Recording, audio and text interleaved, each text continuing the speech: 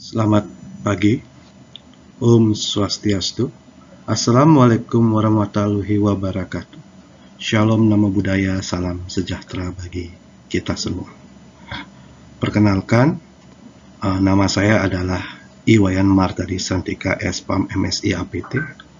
Saya adalah dosen pada program studi farmasi FMIPA Universitas Udayana. Dalam kesempatan kali ini, saya akan menyampaikan mengenai pernyataan diri dosen dalam unjuk kerja Tridharma Perguruan Tinggi PDD UKT-PT dalam bidang pengajaran.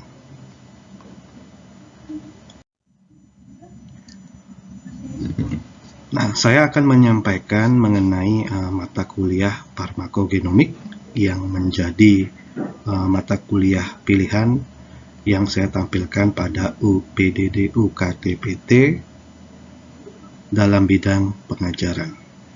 Mata kuliah farmakogenomik ini merupakan mata kuliah pilihan dengan kode mata kuliah 24 MKW H15Z006 dengan bobot SKS sebanyak 2 SKS, di mana saya sebagai dosen pengampu mata kuliah dibantu oleh 2 orang tenaga dosen lainnya, yaitu Ibu Dr. Sagung Chandrayuwani MSI APT dan Bapak Putu Sana Yustiantara SPAM MSI APT. Nah, kami bertiga selama 1 semester akan menjadi pengampu mata kuliah ini. Nah, mata kuliah ini merupakan mata kuliah yang memberikan pemahaman mendalam kepada mahasiswa farmasi mengenai prinsip-prinsip farmakogenomik dan personalized medication. Mata kuliah ini nantinya akan mempelajari berbagai macam aspek teoritis dan praktis yang diperlukan untuk mengembangkan dan mengevaluasi berbagai macam strategi farmakogenomik dalam personalisasi pengobatan, di mana nanti mahasiswa akan mempelajari berbagai macam topik, meliputi mahasiswa akan mempelajari prinsip-prinsip genetika manusia, varian dan polimorfisme. Setelah itu nanti mahasiswa akan mempelajari aplikasi dari berbagai macam metode genomik untuk penentuan varian dan polimorfisme tersebut. Lalu mahasiswa akan mempelajari berbagai macam kasus-kasus terikat farmakogenomik seperti transporter obat, enzim pemetabolisme, dan reseptor obat. Terakhir nanti mahasiswa diharapkan mempelajari permasalahan-permasalahan aplikasi-aplikasi farmakogenomik dalam lingkup klinis. Capaian pembelajaran yang diharapkan dari mahasiswa pada mata kuliahnya adalah nantinya mahasiswa memahami dulu prinsip dasar farmakogenetik dan farmakogenomik. Setelah fondasi ini kuat, mahasiswa nanti diharapkan mampu membandingkan berbagai aplikasi dan metode genomik untuk analisa variasi genetik dalam bidang farmakogenomik. Setelah itu mahasiswa akan diberikan kasus-kasus farmakogenomik, sehingga mahasiswa diharapkan mampu mengevaluasi kasus-kasus farmakogenomik, baik enzim pemetabolisme, transporter, ataupun reseptor obat. Terakhir nanti mahasiswa diharapkan mampu merancang personalisasi terapi berdasarkan permasalahan terapi dalam lingkup klinis.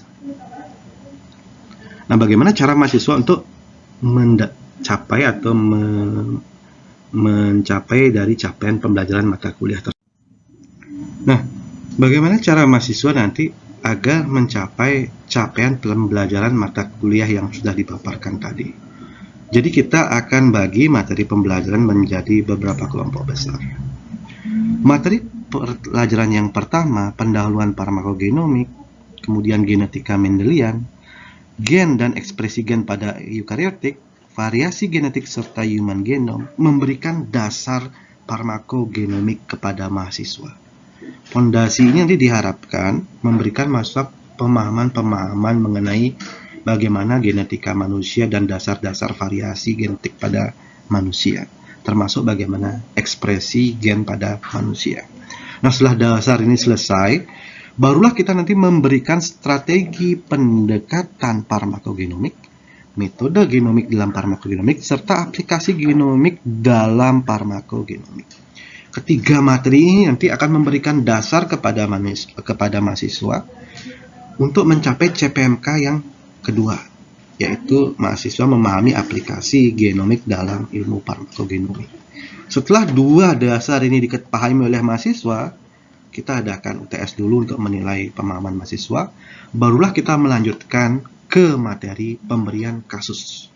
Jadi kita buat 3 kasus di sini, yaitu kasus CBL yang pertama adalah mengenai farmakogenomik enzim pemetabolisme obat. Jadi mahasiswa tahu bagaimana farmakogenomik pada enzim-enzim yang memetabolisme obat pada tubuh manusia.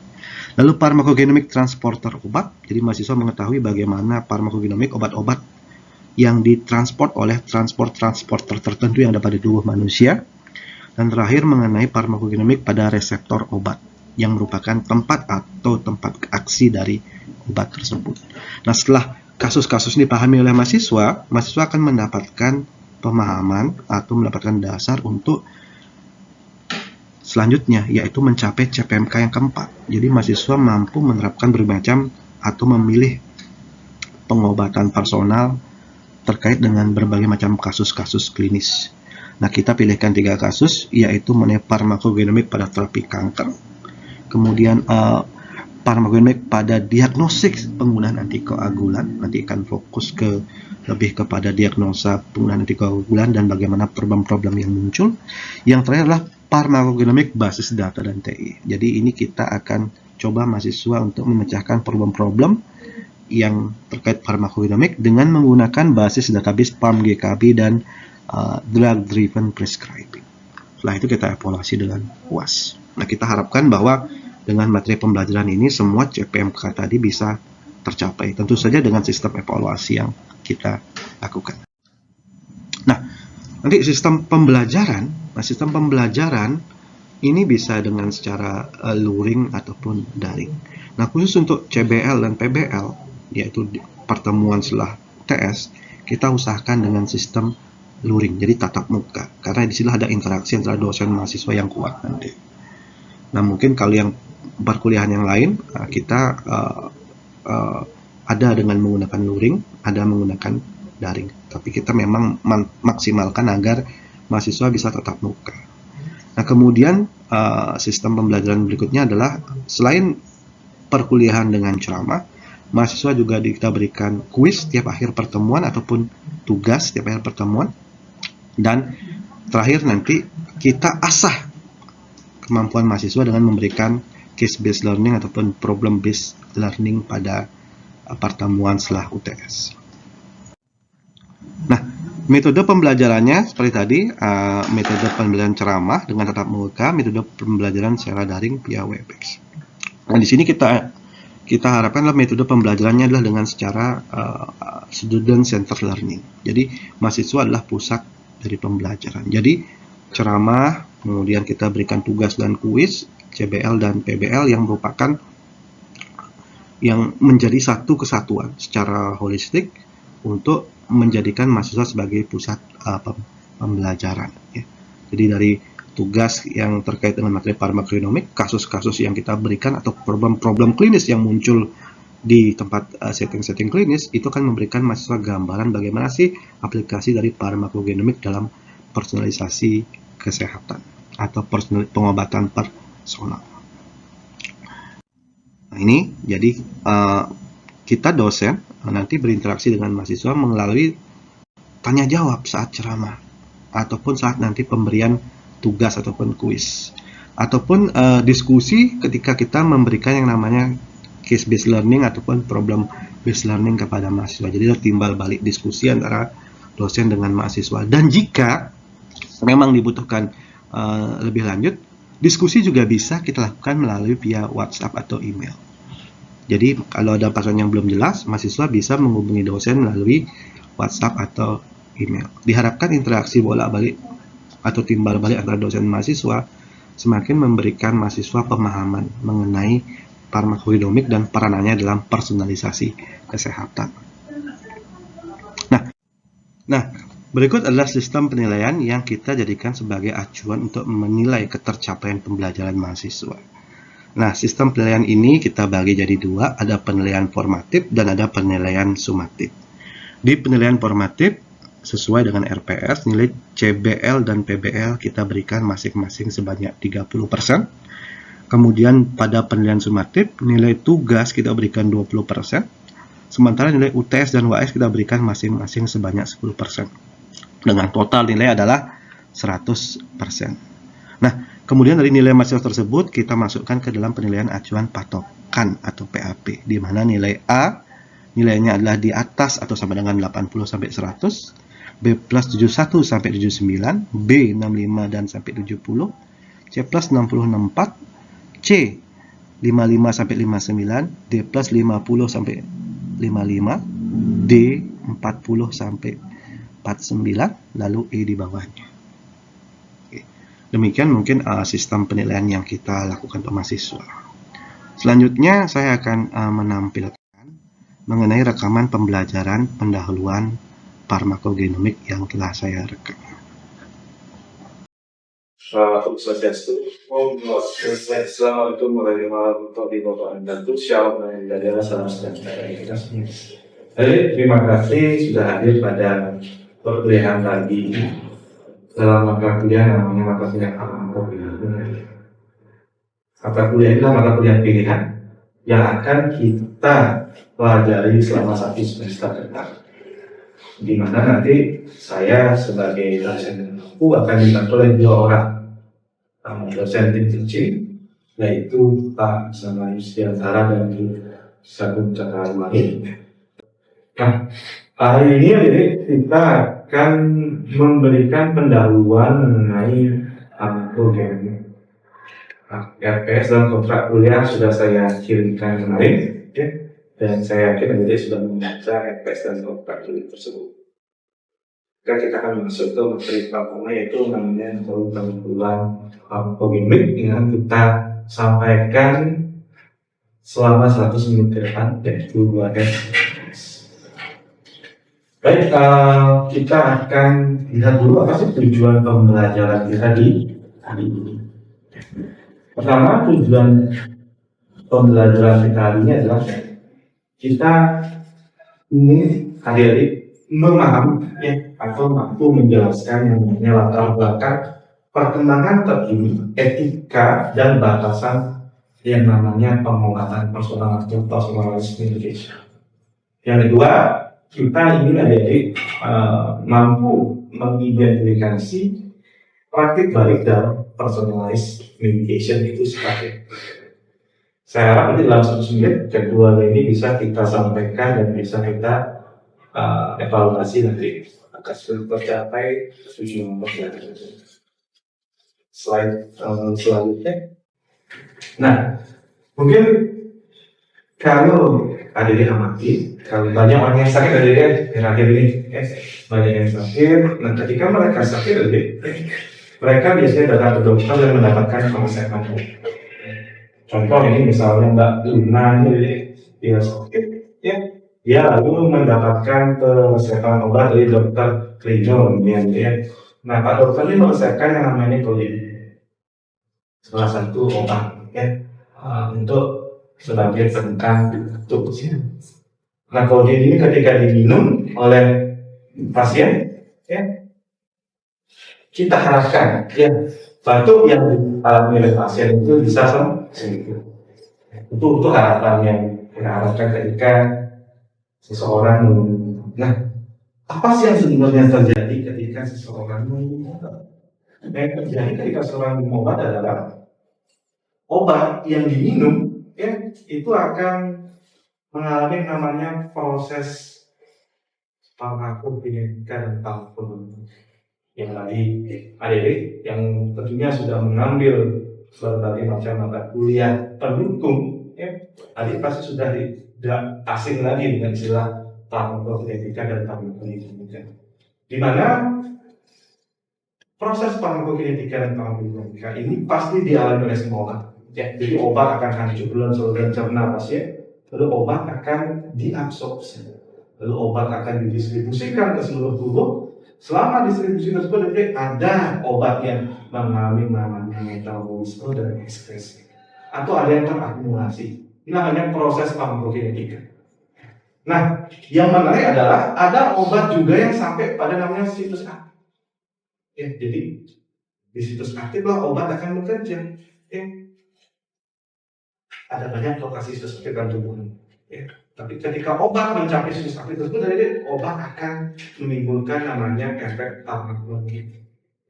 Nah, efek farmakologi itu biasanya tergantung dari dosis yang diminum oleh pasien. Kalau dosisnya tepat, akan muncul namanya efek terapeutik. Tapi kalau dosisnya tidak tepat, bisa muncul efek toksik. Satu lagi yang mungkin jarang didengar adalah tidak munculnya efek terapi. Tapi itu lebih baik pada muncul efek Oke. Di sini dengan pemahaman tadi, ada yang belum jelas ya, ada yang mau ditanyakan. Sudah cukup ya, jelas ya. Saya rasa itu pendalaman farmakologi yang pasti sudah dapatkan. Nah, saya sekarang punya sebuah pertanyaan dari ya, sebuah pertanyaan yang mungkin ada beberapa dari yang mungkin bisa menjawabnya. Ya. Kita ambil contoh kodein tadi. Ya. Kita ambil contoh obat kodein tadi. Ya. Nah, anggaplah dari obat kodein tersebut adalah obat yang akan diberikan pada dua orang. Anggap saja dua orang ini sakit, ya sakit batuk, tidak sembuh-sembuh, ya. Lalu dokter meresepkan kodein untuk sembuh kanker. Ya. Siapa kedua orang ini? Yang pertama ini namanya Chandra. Ini berat badannya mungkin adalah laki, 50.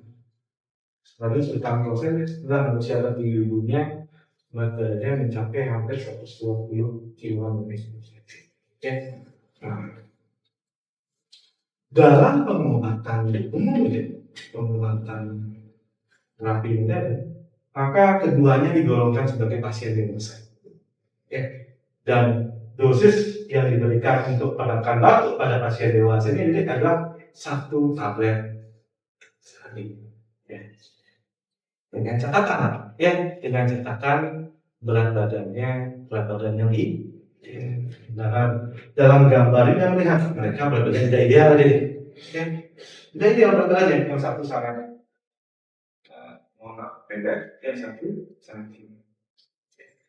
Berat badan ini pasti membutuhkan namanya penyesuaian dosis. Pertanyaannya adalah apakah Tuan Chandra ini nanti yang pendek ini itu harus meminum setengah tablet kodein, atau apakah Tuan Sultan Bosen itu harus meminum 2 tablet? Jadi ada yang tahu nggak?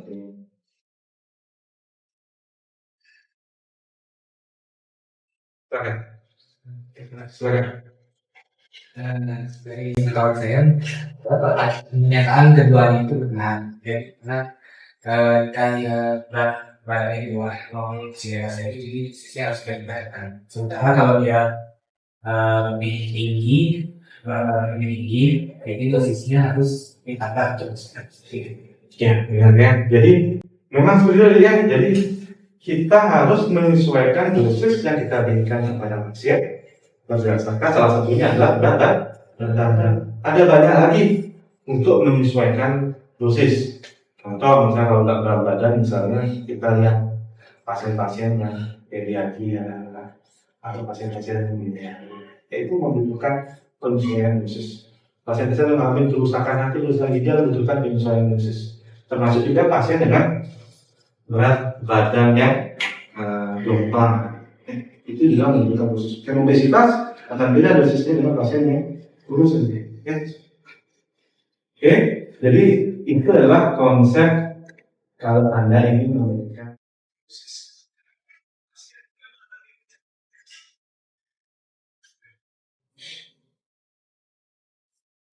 Ya.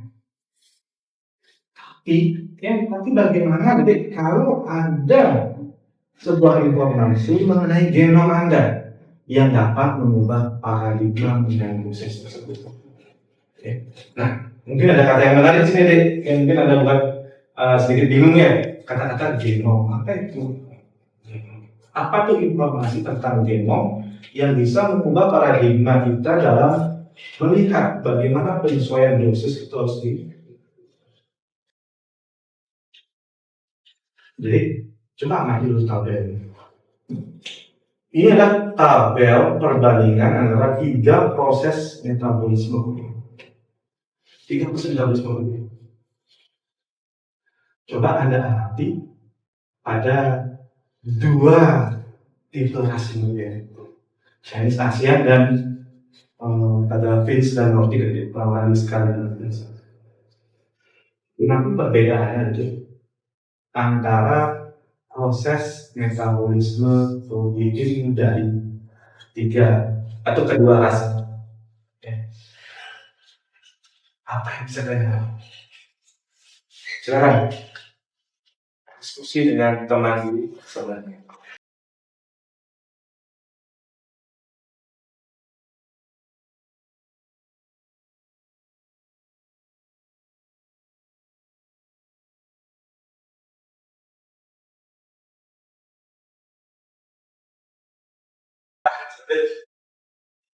Gimana hasil diskusi dengan teman kalian? Ada yang mau ngasih pendapat nggak? Silakan. Nggak apa-apa. Ya. Salah benar kita selalu perbaiki. Gimana? Udah. Ya. Jadi mungkin dari tabel ini saya sebutkan bahwa ada metabolisme dari 3 obat itu, ada morfin, kodein, sama kodein 6-glucuronidase. Untuk ras-ras yang berbagi bandingan itu ada Chinese Asian sama Finns atau Nordic. Untuk obat morfin itu dia di metabolisme dengan protein CB2D6 ini, tapi untuk variasi genetikanya itu pada Chinese Asian ini mengalami metabolisme lebih lambat daripada Finns atau Nordic. Sedangkan untuk obat kodein dan kodein 6-glucuronida ini masih variatif atau mungkin bisa disebut masih bergantung pada variasi genetika individu masing-masing. Terus di bawahnya juga ada kalau untuk yang morfin yang lambat ini, khususnya di Chinese Asian ini termasuk pure metabolism, sedangkan di Finns atau Nordic ini dia termasuk ultra rapid metabolism. Oke, terima kasih Banu atas jawabannya mengenai perbandingan bagaimana sih metabolisme protein pada ras Asia dan ras Skandinavia. Oke, nah begini deh, ya. Kalau kita bicara personalized education saat ini, tahun 2025 ini, jadi kita belum bisa bicara sampai ke tingkat individu. Berat, ya. Kenapa? Karena teknologinya masih berkembang. Untuk sampai ke sana mungkin akan tercapai beberapa tahun lagi, ya. Nggak lama, beberapa tahun lagi. Tapi sekarang kita belum bisa bicara sampai level individu. Kita bicara pada level apa? Level teknis. Nanti ada pertemuan sendiri yang akan membahas tentang level teknis tersebut. Salah satunya pada pertemuan adalah ketika kita membicarakan metabolisme protein pada etnis Chinese Asian dan juga Chinese. Apa yang menarik? Tadi Banu sudah menggarisbawahi yang menarik. Yang menarik adalah ternyata kalau kita amati metabolisme non-kodein dan kodein 6-glucuronida dari kodein itu ternyata variatif. Dalam satu ras itu variatif bisa kadang dia cepat, bahkan mungkin di kita di Indonesia beda pulau aja bisa beda variasi, beda etnis di Maluku dan Singapura kan akan variatif keduanya ini dan kodein dalam satu ras. Begitu juga ada Finlandia di Skandinavia sangat variatif antara mereka. Ada yang cepat, dia lambat. Kenapa variatif? Karena ternyata banyak faktor-faktor yang menarik. Nah, yang menarik adalah ini metabolisme protein menjadi morfin. Nah, pada ras Chinese Asia ternyata sebagian besar itu metabolismenya berjalan lambat. Jadi metabolismenya berjalan lambat. Sementara pada Skandinavia sekalian sama. Ya, dari populasinya metabolismenya berjalan lancar. Sekalian sama ya. Mungkin tidak sama. Nah, apa akibatnya? Akibatnya adalah ini bisa menjadi determinan atau faktor yang bisa memprediksi bagaimana pengaruh pemberian protein pada ras tersebut. Gimana Pak caranya Pak? Ya gitu kan pertanyaan kan? Ini yang memetabolisme lambat namanya kita sebut nama poor metabolism. Yang memetabolisme cepat disebut nama ultra-rapid metabolism. Jadi kalau ada orang etnis Chinese atau Asia minum obat kodein akan lambat di metabolisme. Dia akan secara lambat dirubah menjadi morfin. Sehingga apa? Ada kodein yang ini. Saya harap adik sudah mengetahui tadi ya bagaimana perkembangan paradigmatik, apa ada batasan dari paradigmatik dan post education. Sekarang kita ingin melihat, mampukah Anda melakukan praktik baik untuk menentukan bagaimana sebaiknya dosis terapi yang diberikan kepada pasien setelah mendapatkan satu informasi tentang tambahan terkait profil integrasi. Pertanyaan sama dari dengan tadi yang pertama, yang awalnya. Jadi ini dua orang Chandra dan Sultan, ya. Dan sudah perlihatkan dadanya, jadi ya. Ingat, jadi jawabannya apa? Wah, misalnya Sultan, ya, dari desa harus kalau bisa mendapatkan dosis urin yang mungkin 2 kali lipat. Tempat Chandra yang dadanya kecil, bisa setengah aja ya. Atau mungkin disesuaikan dengan dosis, dengan dosis yang ada. Nah, bagaimana kalau informasi tambahan seperti ini bahwa Chandra yang badannya kecil itu terdapat ultra rapid metabolism untuk protein, sementara Sultan yang badannya besar ini adalah poor metabolism ya. Sama pertanyaannya apakah Chandra perlu dapat tablet? Perlu dapat setengah tablet? Atau apakah Sultan dapat 2 tablet? Silakan ya discussion dengan teman-teman.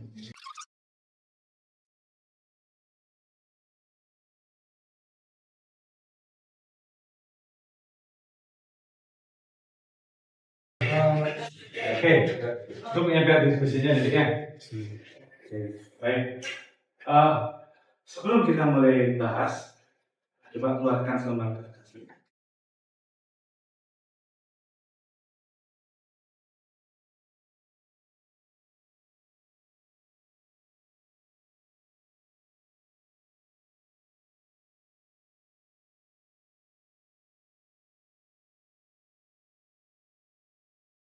Mari kita langsung evaluasi. Nah, masih ada waktu sebelum kita evaluasi. Jadi, kita lihat. Saya akan tutup namanya ya. Terus nama. Kita lihat yang pertama, Chandra seharusnya mendapatkan 2 tablet karena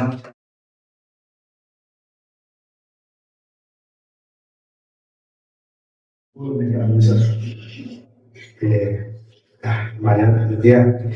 Konsepnya udah ya.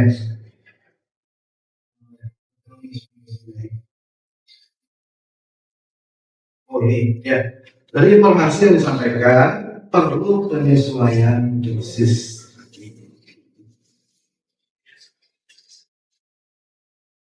Oke, ada yang kasih ini ya. Oh yang potong ya? Bisa ya?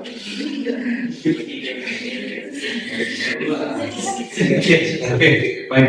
Nah, dari sini nih udah kelihatan ya, jadi kebayang nanti ya sekarang ya sebenarnya bahwa sedikit informasi mengenai materi genetik Anda atau profil genetik dari pasien itu itu bermakna. Itu bisa membuat perbedaan dalam pemilihan terapi yang akan diberikan kepada pasien. Assalamualaikum warahmatullahi wabarakatuh. Shalom Jaya, salam sejahtera. Terima kasih perhatiannya.